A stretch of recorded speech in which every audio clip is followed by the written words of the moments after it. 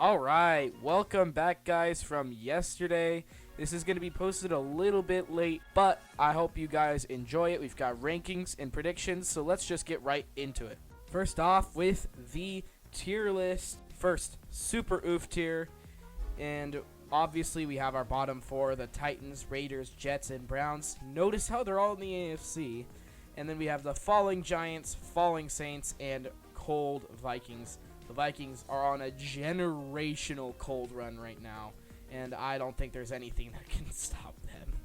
Next, in Oof tier, we have the Rising Commanders, Dolphins, Falling Falcons, and Cardinals.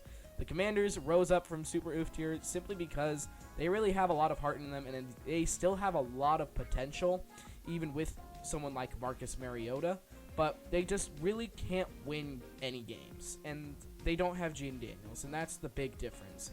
The Falcons, again, they've just had a really, really bad year, and I think they're just going to want to blow up most of the franchise. Aside from Bijan Robinson and some of that defense, they're just going to want to get everyone out of there. In mid-tier, we have the Falling Steelers, Rising Bengals, and Chargers. I really contemplated putting the Bengals into solid tier after they got Joe Burrow back, but it was already kind of stuffed anyways, and I thought the Chargers were better. So I put the Bengals down here, and I still think they can become a powerhouse team if Joe Burrow really lives up to his potential again and can carry this team to the playoffs potentially, but I don't think they can do much more than that. Next in our solid tier, we have the Ravens, Buccaneers, Cold Lions, Cold Eagles, Rising Jaguars, 49ers, Hot Panthers, Rising Cowboys, and Chiefs just barely falling out of powerhouse tier. The Ravens, I don't know what to think of them. They're almost in mid-tier, but I just couldn't bring myself to do it after they've had some solid games this year. Buccaneers are super injured still, and they could really move into powerhouse tier again, but they're going to have to prove to me that they can win when injured. Then the Lions, after some pretty bad losses, especially losing to the Minnesota Vikings, I just really can't trust them anymore. And that's the same that goes with the Philadelphia Eagles. They've been on the edge of a lot of games that they should not have been at the edge of. And the difference between them and the Broncos is that they are actually losing some of those games and dropping those huge leads. So I'm just going to have to say that they are just not going to really do much in the playoffs because I just don't see a ton of upside for them. The Jaguars rising and having a solid win over the Titans, beating the ever-living crap out of them. But then again, most teams should be able to. The Panthers are definitely hot right now after some great wins and their offense absolutely popping off in recent weeks. And if they continue up this path, they might end up in powerhouse tier, especially after that win over the Rams. And the Cowboys are almost in powerhouse tier simply because their offense is elite. George Pickens was an A+++ offseason move, and he's arguably been better than CD at times. And that might just be because he's had more playing time, but ultimately I think George Pickens might be the better player, but I digress. In powerhouse tier, we have the Bills, Hot Texans, dropping Seahawks, Packers, and dropping Colts. The Bills are just barely hanging on to here. I do not feel like I was impressed at all by their win over the Steelers, especially with Josh Allen having a pretty mediocre stat line, but they are still a really solid team. And the Texans, like I said yesterday, their defense is one of the best I've seen in a really long time, and that's what's going to be able to carry them. The Seahawks, yeah, they just absolutely destroyed and dismantled the Vikings 0-26, but Sam Darnold has been pretty inconsistent and showing some flashes from the end of that last season in 2024. That's pretty dangerous, and I have a feeling it might end similarly. And the Indianapolis Colts now having 4 losses and Jonathan Taylor showing that he's able to be shut down at all really ensures that they probably won't be able to reach a Super Bowl this year. Maybe next year with a little bit more practice and more chemistry, but for now, they're just not a juggernaut. In Juggernaut tier, we have one of the smallest Juggernaut tiers this year with the Hot Bears, Broncos, Rams, and Patriots. The Bears have finally gotten into Juggernaut tier. The Bears are finally a Super Bowl contender, and they have the number 1 seed in the NFC. I do not think they are the best in the NFC. I think that goes to the Rams.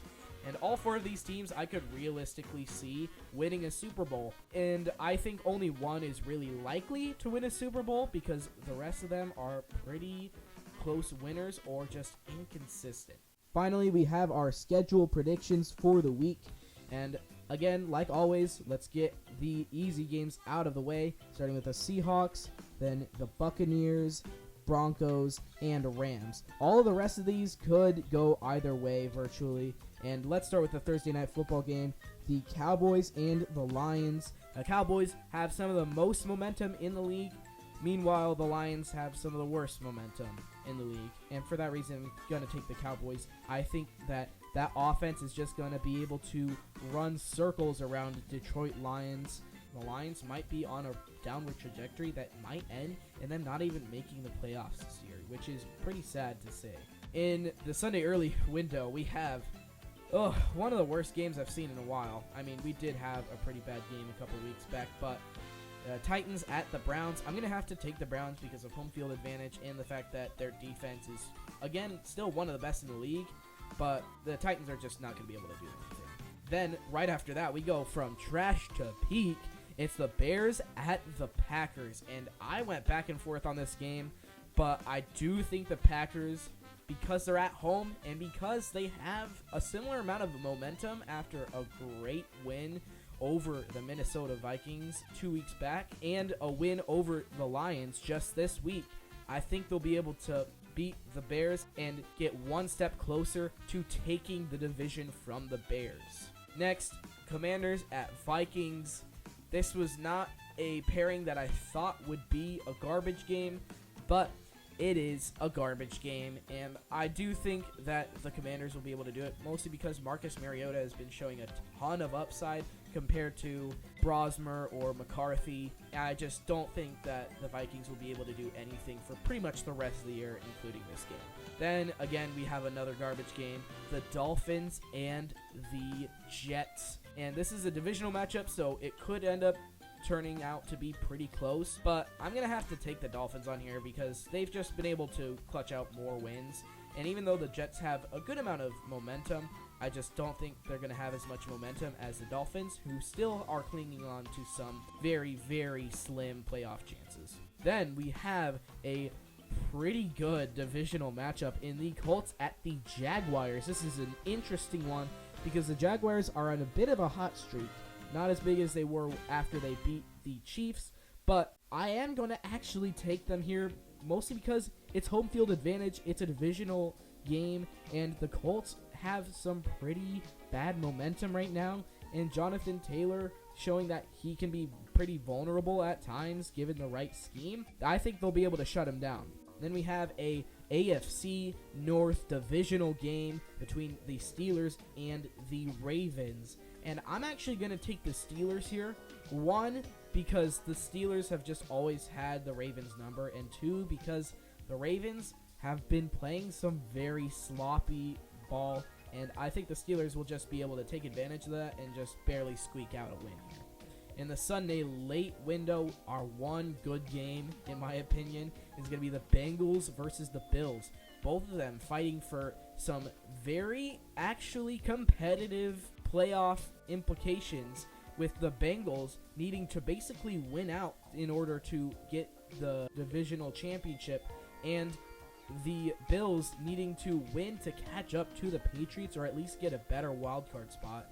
And because it's at home and the Bills are just a bit better all around, I'm going to take the Bills. I think Josh Allen will be able to tear up that Bengals defense despite them being slightly improved from the last couple of weeks. On Sunday night, we have a defensive classic between the Texans and the Chiefs, and this could be a very, very low-scoring game. But ultimately, I'm going to take the Texans. I think C.J. Stroud will be able to get back into his groove, have his wide receiver, Nico Collins, be able to pop off, and their defense is going to lock Patrick Mahomes down. I think a lot of people are underestimating how good it will be, especially against a Patrick Mahomes that is pretty good, especially compared to the last 2 years, but just not good enough to beat an elite defense like this.